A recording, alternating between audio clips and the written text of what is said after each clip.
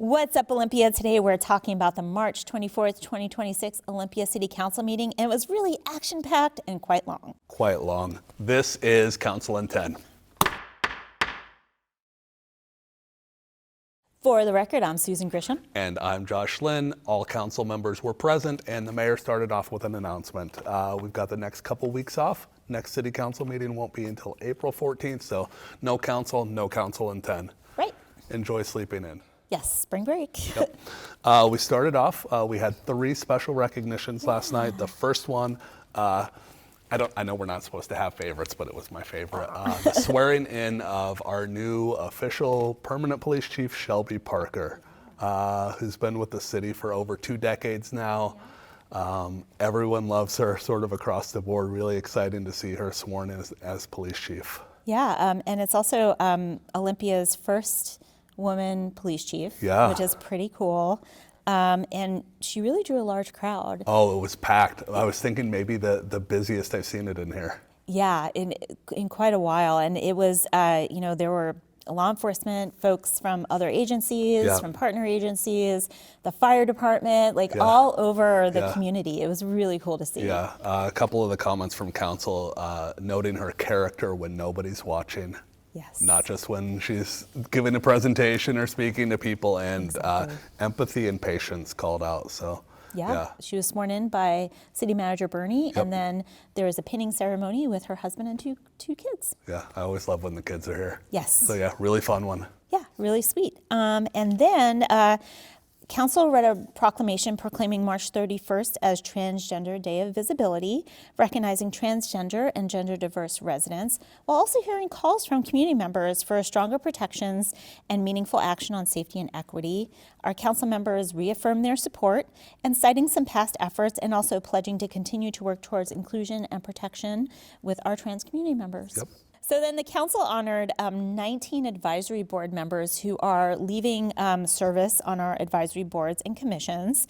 And we have nearly 90 volunteers who spend time to help guide city policy and community initiatives on our advisory boards, which we have 14 of. Super important opportunity role for the public. And we just finished the application process for this year, but when you see it next year, apply. Yeah. Having fresh blood on those advisory committees is always important. Yeah, diverse perspectives, new folks bringing different ideas. It's always a really good time. Yeah, if you're wondering how to make an impact on council and those decisions, this is probably one of the best ways. Agreed. Then we got into public comment, as mentioned. Full house, not just for the oath of office, but people wanted to talk. We had a lot of people, most of which talking about something we're going to talk about in just a minute, the home energy score. A lot of varying opinions, as all over the place, as always here. So lots of public comments.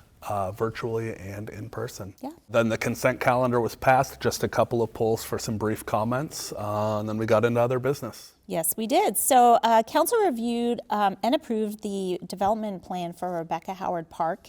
And this is a park that's downtown near the library.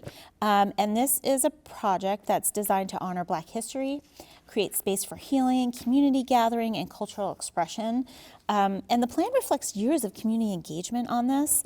And there will be performance spaces, a community hub, gardens, and public art highlighting Black stories in Olympia. It's a really cool park. Also another really cool part. A little shout out for your former co-host, my former boss, Kelly Brossett, who was instrumental, it was her idea. Brought the idea forward and got it moving. So I bet she's happy at home. Yeah, retirement. And then, city staff did recommend prioritizing this project ahead of other planned park projects to take advantage of strong community momentum and also some upcoming grant opportunities. Yeah.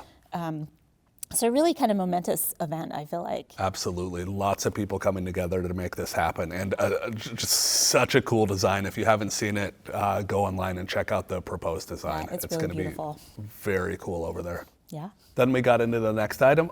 This is what everyone was here to talk about, the home energy score. This is a proposal. Pamela Braff, our climate director, was here talking about it. A proposal to require at the time of listing your home, getting a home energy score. This is a Department of Energy standard that's been around for 10 or 15 years. Rates how energy efficient your home is, how much you're expected to spend on energy each year. A really valuable piece of information for people looking to buy a home.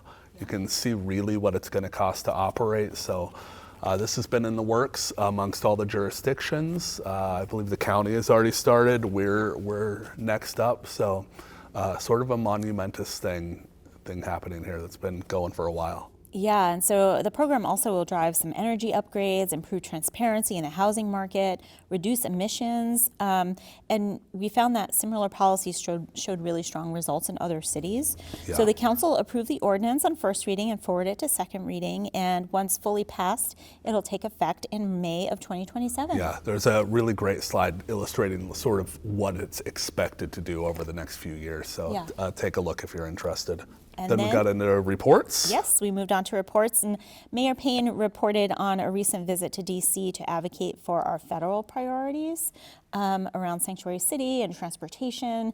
And it was a trip where the mayor, Mayor Pro Tem, our city manager, and assistant city manager joined, and they were really positive about the outcomes of that meeting. Yeah, So. he came back feeling pretty good. Seeing Yeah. other cities came back thinking we've got it together. So Yeah. it's exciting to see. Olympia, we have it going on. Yeah.